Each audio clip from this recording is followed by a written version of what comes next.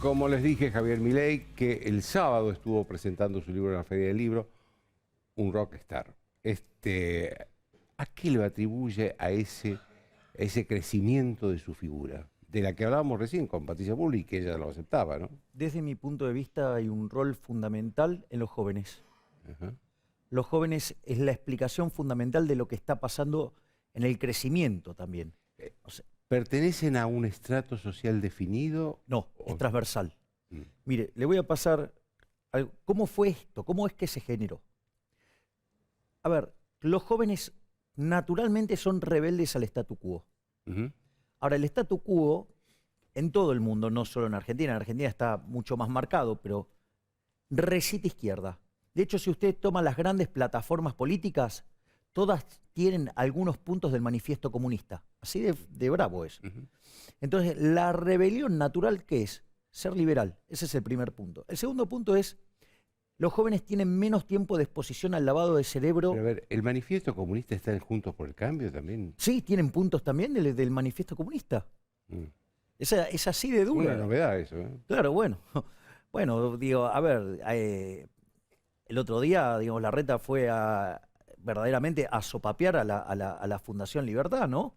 Hizo una fiesta, digo, le dan la apertura y habla de las bondades del Estado. O sea, es como que estuviera insultándolo a Hayek en la fatal arrogancia todo el tiempo. O, digamos, despreciándolo a Friedman, ¿no? Con las opiniones vertidas por Larreta. Pero al margen de eso, quiero volver al fenómeno, digamos, de porque este crecimiento de las ideas de la libertad. El otro elemento es, los jóvenes tienen menos tiempo de exposición al lavado de cerebro, que es la educación pública. Es decir, la educación pública, digamos, hoy cumple un rol de adoctrinamiento donde forma esclavos de la religión del Estado. Naturalmente, los jóvenes, o sea, también, digamos, como tienen menos tiempo de exposición, les resulta más fácil pensar fuera de la caja. Y después hay otro rol muy importante que es el de las redes sociales. Los jóvenes no se quedan, digamos, hoy mirando o creyendo ciegamente lo que les dice el profesor. Van y después se suben a un canal de YouTube o a donde sea y chequean. O digamos un canal de Instagram o miran los Twitter, lo que sea. Y después van y confrontan a los profesores. Y ahí es donde ellos sacan sus conclusiones. Ese sería el core central y cómo fue naciendo esta situación. Y después hubo un elemento que para mí fue el gran disparador, que coloca a los jóvenes en el centro de la escena como los grandes evangelizadores. Porque una de las cosas que pasaba con los chicos, digamos, encerrados durante la pandemia, iban y le decían a los padres o a los abuelos, Milei, Milei, Milei, Milei, Milei, Milei, o cualquiera de los autores que yo recomendaba. Entonces, bueno, llegó un momento que, bueno, a ver, miremos. Y así es como empezó la evangelización. Es decir, hay un primer efecto impacto, y después están los jóvenes evangelizando. Por eso, digamos, o sea, cuando uno va, por ejemplo, fuimos a Rosario, casi 20.000 personas. Fuimos a Mar del Plata, más de 10.000 personas en un día absolutamente horrible. Fuimos a, por ejemplo, no sé, a Córdoba, 18.000 personas. Fuimos a Mendoza a dar una clase de dolarización, 20.000 personas. Evidentemente, algo está pasando. Es decir, hay una receptividad por las ideas de la libertad nunca vista. Y eso, para mí, el rol fundamental lo cumplieron los jóvenes durante la pandemia, mientras que estábamos encerrados. Ellos le llevaron al resto de su familia las ideas de la libertad. Dígame, Javier, cuando usted habla de casta política, ¿se refiere a toda la dirigencia política o hay excepciones? No, yo hago referencia a varias cuestiones. Una tiene que ver con los políticos. Es decir, que son aquellos políticos que, sabiendo que la política que impulsan es perjudicial para la gente, no les importa porque privilegian los beneficios que tiene la casta. Es decir, prefieren meterle el ajuste a la gente, ir sobre las libertades, no les importa nada con tal de defender sus privilegios de casta. Ese es un grupo. A ver, el ejemplo más rimbombante en esto es el presidente. El presidente es el rey de la casta. Digo, hay videos en esta casa, ¿sí? Hablando sobre inflación, parece Milton Friedman. Y hoy, ¿sí? Digamos, recita cualquiera de esas pavadas de la inflación multicausal. ¿Para qué? Para deshacerse del problema a él y echarle la culpa a todo el resto de la sociedad. O sea, eso es casta, porque él sabe que lo que está haciendo, déficit fiscal financiado con emisión monetaria, es malo para la economía. Y sin embargo lo hace igual. ¿Por qué? Porque prefiere privilegiar a la casta política. Ese es el primer punto. Ahora, no están solo los políticos ladrones ahí. Hay otra parte de la casta. También están los empresarios. Es decir, que son los empresarios prebendarios. Nosotros le decimos empresarios.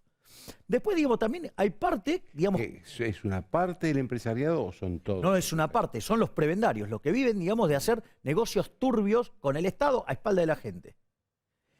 Después usted tiene también, digo, esto es transversal de la sociedad, digo, también hay una parte del periodismo, sí, que tiene, digamos, que hacen operaciones, digamos, que son cómplices, saben que están transmitiendo cosas que son falsas, pero no les importa, no les importa.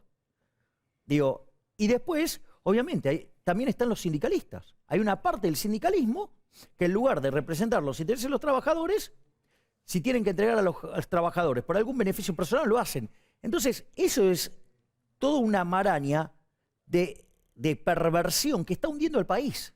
Y es contra eso a lo que hay que ir. Es decir, no es que solamente está con los políticos. O sea, son los políticos delincuentes y sus socios. ¿Usted se siente víctima de un sector del periodismo? Sí, bueno, sí, hay periodistas que sí han hecho, digamos, han mentido abiertamente sobre mi persona. Es decir, yo, digamos, por ejemplo, tengo juicios con 5 periodistas por haberme tratado de nazi. Y ¿sabe qué? No le hice juicio por lo que me dijeron a mí personalmente. Les hice juicio por banalizar el Holocausto, que es muchísimo peor. O sea, por más que, digamos, ser víctima de semejante infamia, yo no les hago juicio por eso. Les hago juicio por banalizar un acto tan atroz como fue el Holocausto. Tiene razón en eso. A ver, lo quiero llevar ahora a la política nacional porque está bastante... ¿Usted tiene una opinión sobre este enfrentamiento ya abierto entre el presidente y la vicepresidenta? Que no les creo nada. No les creo nada. Esto es policía bueno, policía malo, pero son lo mismo. Mire, el policía bueno es Alberto, el policía malo es Cristina.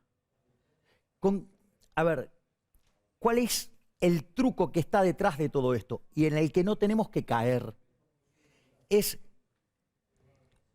¿Cuál es la amenaza? No, sostengamos a Guzmán, porque esto es sostener a Alberto, porque si se cae viene el cuco, o sea, Cristina.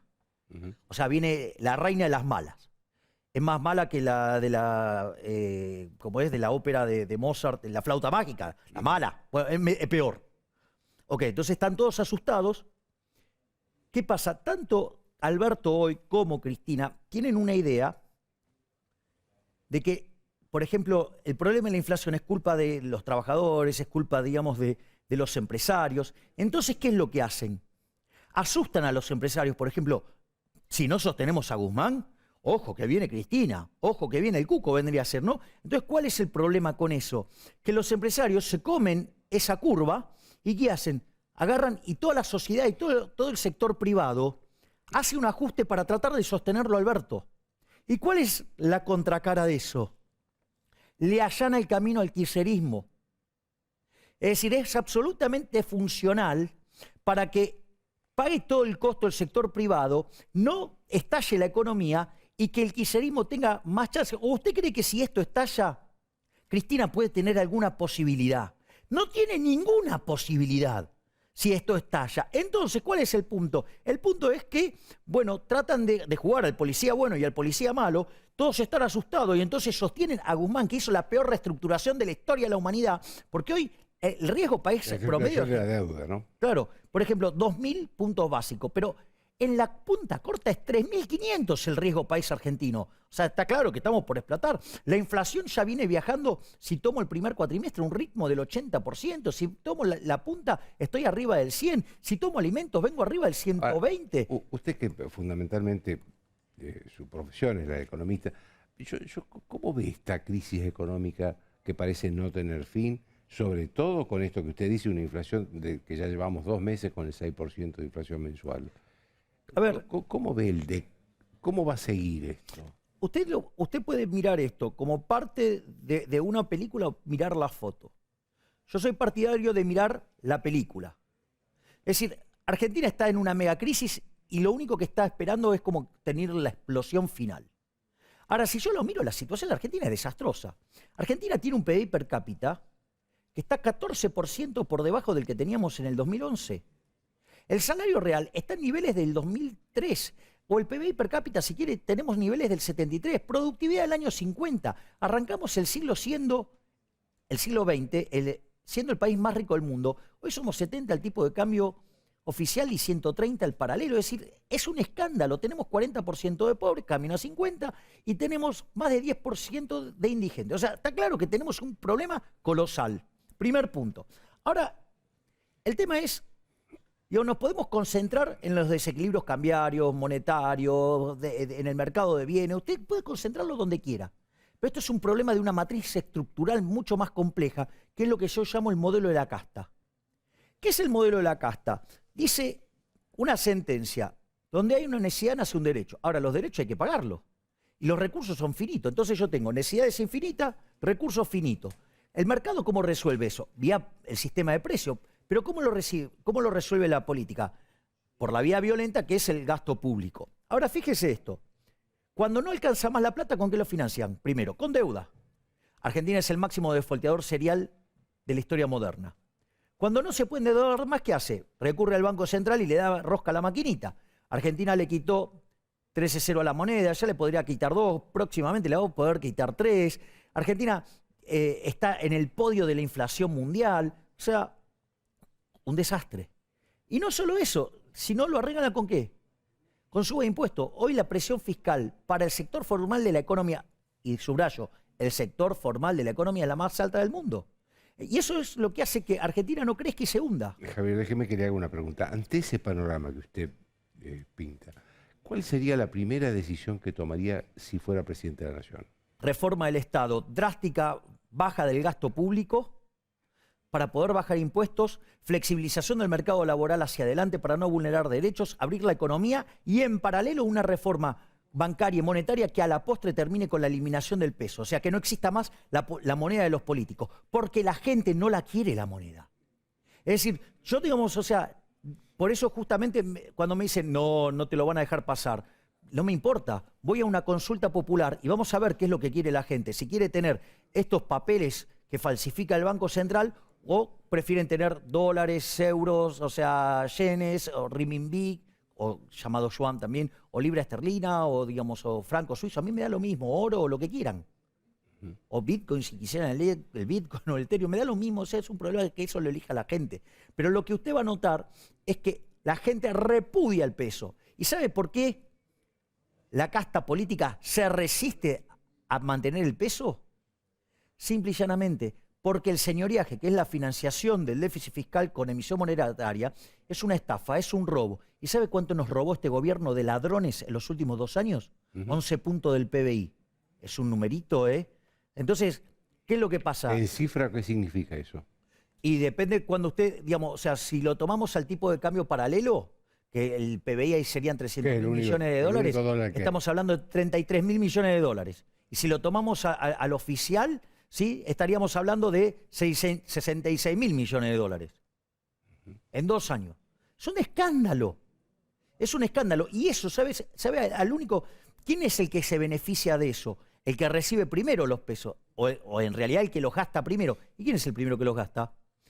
El sector público, o sea, los políticos. Por eso usted tiene una situación donde los políticos cada vez viven mejor y a los argentinos de bien, los que laburamos y nos rompemos el lomo laburando, porque quiero aclarar que yo no vivo de la política, porque yo vivo de dar conferencias, les puede gustar o no, lo que fuera, pero yo vivo de eso, ¿sí?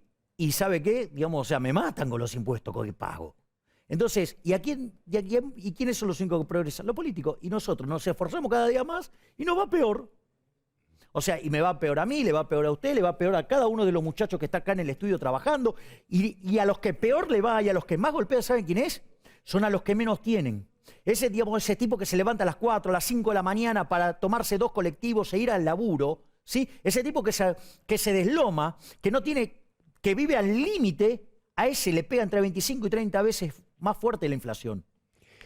Javier, usted dijo en la Feria del Libro que eliminaría el Ministerio de la Mujer. ¿No tiene miedo que le llamen machistas?